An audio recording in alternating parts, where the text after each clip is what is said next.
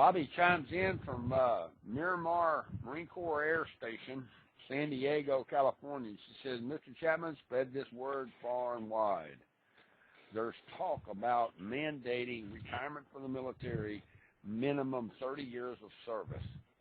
Just talk, rumor. I don't have any proof, but I do have proof that I have to go to a specific location that I've been handed in the very near future when a certain date comes about. We don't know when.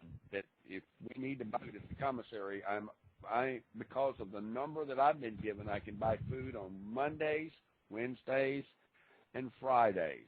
One of the girls here that's with me, she can buy food on Tuesdays, Thursdays, and Saturdays. The commissary is closed on Sundays. This is real. We're being told that this is not too far in the future.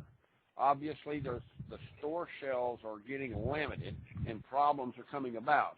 My question for today, hardcore, is Obama last week when he was traveling in Wisconsin told a hand-picked audience that many leading economists assert that the impact of his stimulus package that was put forth by William Jefferson Clinton and George W. Bush has been insignificant at best.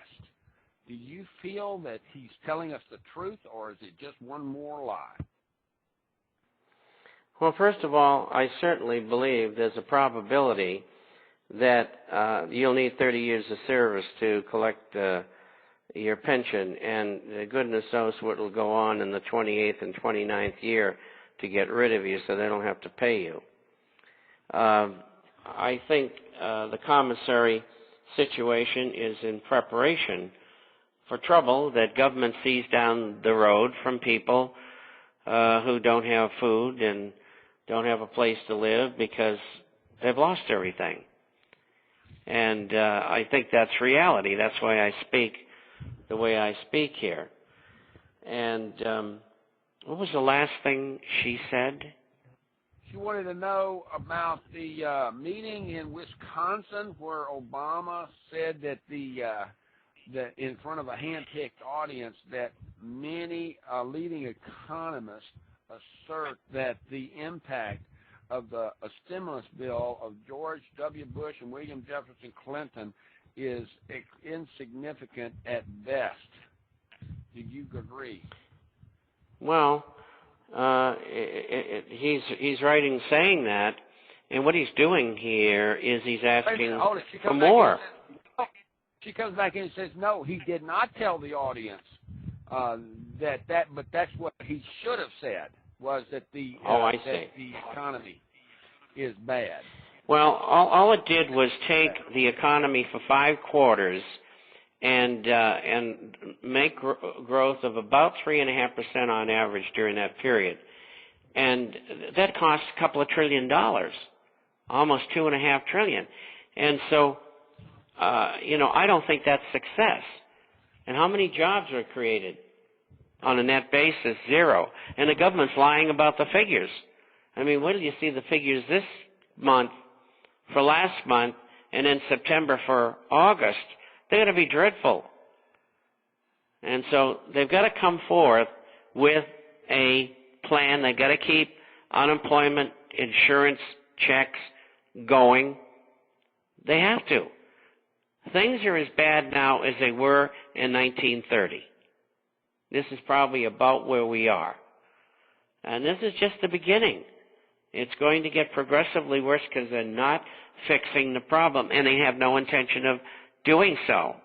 All they're doing is protecting the financial institutions that essentially own the country. And they don't care. They don't care how many people starve to death, etc. And you're dealing with people who are monsters. Mrs. Lisa comes in from Seattle again, and she states that Mr. Chapman, just last week on the 18th of Summers, the chief of Obama's economic advisor, made an outlandish statement that, quote, we are building on the Recovery Act, unquote. Mr. Chapman, do they think I'm stupid? What Recovery Act?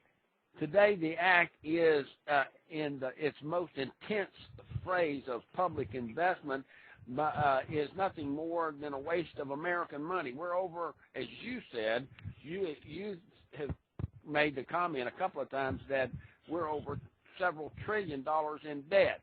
How can Mr. Summers tell us spending more taxpayer money is going to build us a recovery? That's a whopping lie, Mr. Chapman, and the way I see it. Do you not agree? Oh, absolutely. There's no question. And Mr. Summers is a bright, extremely bright, arrogant jackass. And he was the one who shaped the program with Robert Rubin during the 90s that brought us to all this grief in the first place. It was preceded by the deficit spending of Ronald Reagan. Everybody thought he was saintly from a economic and financial point of view, but he really created too much debt in doing what he did. And of course, the taxes on business were dropped, and so on and so forth. And then that was followed through. But they've been the ones, and particularly Summers, because he wrote a paper on it. The name escapes me right now.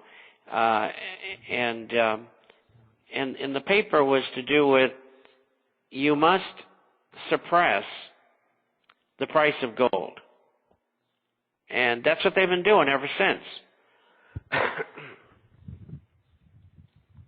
can believe that. That's all I've seen. And the goal should be what? What should gold be, Mr. Chapman? Well, if you go by official inflation, a fair price is $2,400 an ounce. If you go by unofficial inflation, it's $7,600 an ounce.